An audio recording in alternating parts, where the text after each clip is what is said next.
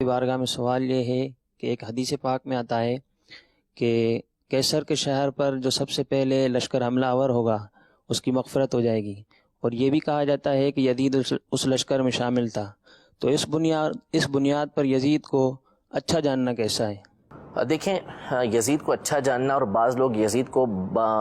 کھلم کھلا آج کے دور میں خصوصاً سوشل میڈیا کے اوپر جو ہے وہ اچھا کہہ بھی دیتے ہیں، اور بعض تو اس کے ساتھ تعظیم کے القاب بھی لگا دیتے ہیں، حالانکہ یہ سخت ممنوع اور غلط بات ہے کہ یزید کو اچھا کہا جائے۔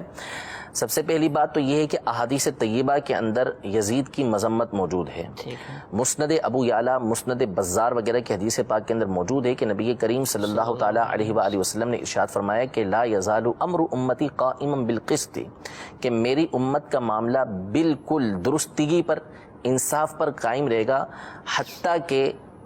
اس کو بنی امیہ کا ایک شخص جو ہے وہ ڈھائے گا، تبدیل کرے گا، اور فرمایا کہ یقال لہ یزید، یزید کہا جائے گا اس کو۔ تو اب نبی کریم صلی اللہ علیہ وسلم نے خود نام لے کر اس کی جو ہے وہ بتایا کہ یہ اتنا برا شخص ہوگا کہ میری امت کے معاملے کو یہ ڈھا دے گا، تبدیل کر دے گا۔ اور ایک حدیث پاک جو مسند رویانی کے اندر موجود ہے، جسے امام سیوطی رحمۃ اللہ تعالی علیہ نے جامع صغیر کے اندر نقل کیا، حضور علیہ الصلوۃ والسلام نے ارشاد فرمایا کہ اول من یبدل سنتی رجل من بنی امیہ یقال لہ یزید،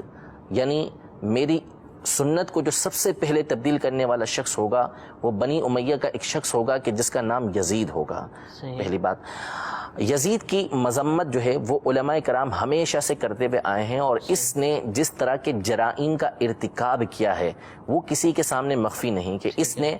شہزادہ رسول سیدنا امام حسین رضی اللہ تعالی عنہ کو جس بے دردی کے ساتھ شہید کروایا، اور جو خاندان اہل بیت تھا اس کے ساتھ جس طرح کے اس نے معاملات کیے،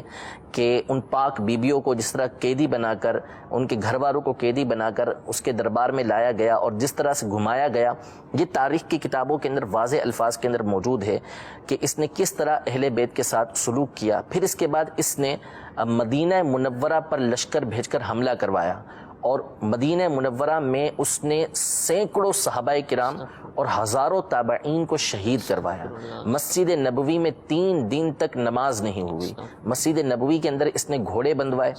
ریاض الجنہ جس میں لوگ نماز ادا کرنے کے لیے تڑپتے ہیں وہاں پر گھوڑے بندھے ہوئے تھے۔ اس طرح کا اس نے کام کیا۔ کعبہ معظمہ مکہ مکرمہ میں اس نے لشکر بھیجا، اور کعبہ معظمہ کے اوپر سنگ باری کی گئی، پتھر پھینکے گئے، جس کی وجہ سے کعبہ معظمہ کا غلاف جلا، اور اوپر جو مینڈھے کے سینگ موجود تھے وہ بھی جل گئے۔ مینڈھے کے سینگ یعنی وہ مینڈھا کے جو حضرت اسماعیل علیہ الصلوۃ والسلام کے فدیے کے طور پہ نازل ہوا تھا، وہ کعبہ شریف کے اوپر رکھے ہوئے تھے، وہ بھی جل گئے۔ اس طرح کے اور بہت سارے جرائم، جس میں شراب کو عام کرنا، اور جو محرمات ہیں، محرمات ہوتی ہیں کہ جن سے نکاح کرنا ممنوع ہوتا ہے، اس کو اس نے رائج کیا، عام کیا۔ بہت سارے ایسے جرائم جو ہے اس کے بارے میں علماء نے اپنی کتابوں کے اندر لکھا ہے کہ یہ ان کاموں کا مرتکب ہوا۔ تو ہمیشہ سے علماء جو ہے اس کی مذمت کرتے ہوئے ہیں، حتیٰ کہ ایک شخص نے سیدنا عمر بن عبد العزیز رضی اللہ تعالی عنہ کے سامنے یزید کو امیر المومنین کہہ دیا۔ تو آپ نے فرمایا کہ تو یزید کو امیر المومنین کہتا ہے، اس کے بعد اس کو کوڑے لگوائے، کہ یزید کو امیر المومنین کہنا، اس کو کوڑے لگوائے کہ اس کو یہ امیر المومنین کہنا جائز ہی نہیں ہے کہ تم نے ایسا کام کیا ہے۔ سیدنا امام احمد بن حنبل رضی اللہ تعالی عنہ تو اس کی تکفیر کیا کرتے تھے کہ یہ دائرہ اسلام سے خارج ہے، کیونکہ ان تک ایسی باتیں اس کی پہنچی تھی کہ جو کفر کے اوپر مبنی تھیں۔ اگرچہ ہمارے امام اعظم ابو حنیفہ رضی اللہ تعالی عنہ اس کے بارے میں سکوت کرتے ہیں، لیکن اس کو اچھا نہیں کہتے، اس کو کہتے برائی ہیں کہ یہ فاسق و فاجر تھا، یزید پلید تھا، اس کی جو باتیں ہیں وہ بری تھیں، اس کے کام سارے کے سارے برے تھے جو یہ کیا کرتا تھا، لہذا اس کو اچھا کہنا یہ کسی صورت بھی جائز نہیں۔ جہاں تک رہا وہ حدیث مبارکہ، تو بخاری شریف کی حدیث مبارکہ کے اندر یہ ہے کہ سب سے پہلا لشکر جو قیصر کے شہر کے اوپر حملہ کرے گا، غفر لہ ما تقدم من ذنبی، اس کے پچھلے گناہوں کو معاف کر دیا جائے گا۔ اب یہاں پر تحقیق طلب بات یہ ہے، سب سے پہلی بات تو یہ ہے کہ جو یزید کے حامی ہیں وہ عمومی طور پر اس حدیث سے استدلال کرتے ہوئے یہ کہتے ہیں کہ یزید اس لشکر کے اندر شامل تھا۔ سب سے پہلی بات تو یہ ہے کہ جو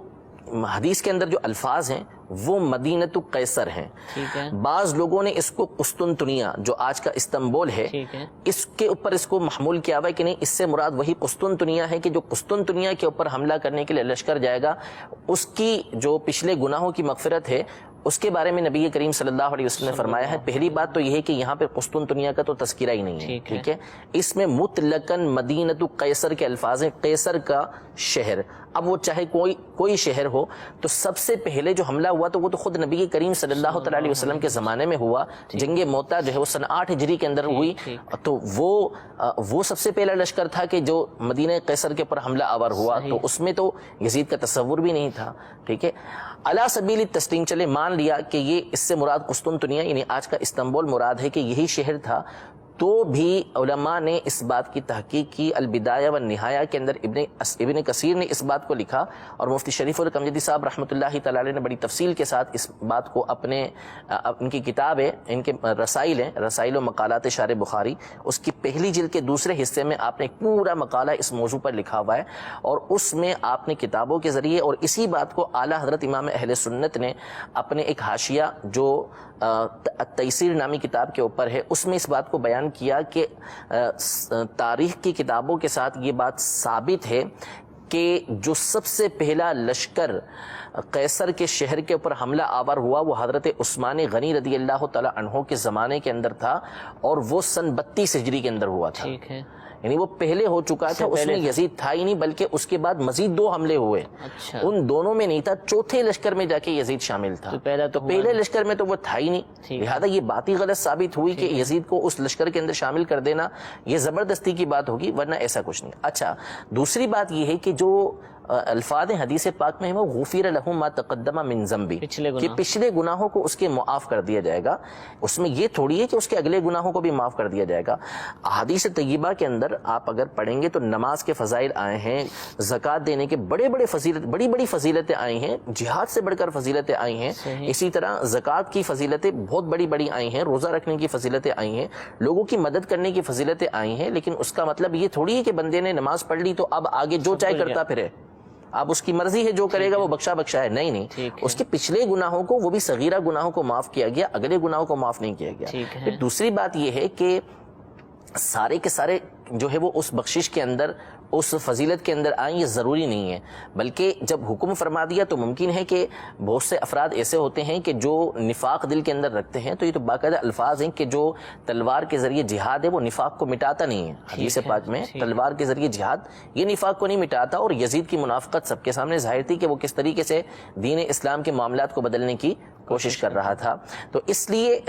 اس حدیث پاک کے ذریعے یہ استدلال کرنے کی کوشش کرنا بالکل غلط ہے، اور علماء اہل سنت کے اور قدیم سے جو علماء اسلام چلتے ہوئے آ رہے ہیں ان کے بالکل موقف کے خلاف ہے۔ تمام کی تمام امت جو ہے وہ شروع سے ہی اس بات پر متفق رہی کہ یزید جو ہے یہ پلید تھا، اور اس نے جس طرح کے معاملات جو ہے وہ امام حسین رضی اللہ تعالی عنہ کے ساتھ کیے، اور دیگر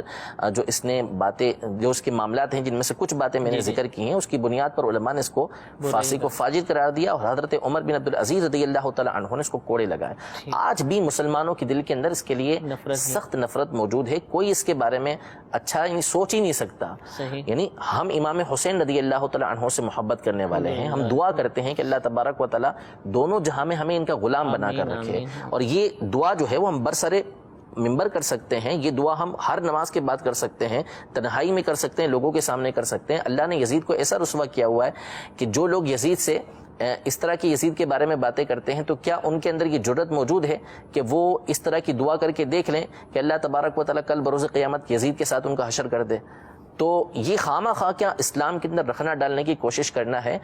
ورنہ یزید کا جو معاملہ ہے اس کے بارے میں یہ خود جو ہے اس بارے میں تذبذب کے شکار ہیں، ورنہ ان کو چاہیے کہ دعا کریں کہ جس طرح اہل سنت دعا کرتے ہیں کہ اللہ تبارک و تعالیٰ ان کو امام حسین کے غلاموں میں اٹھائے، تو یہ کہہ دیں کہ اللہ تبارک و تعالیٰ قیامت کے دن کا یزید کے ساتھ حشر کرے۔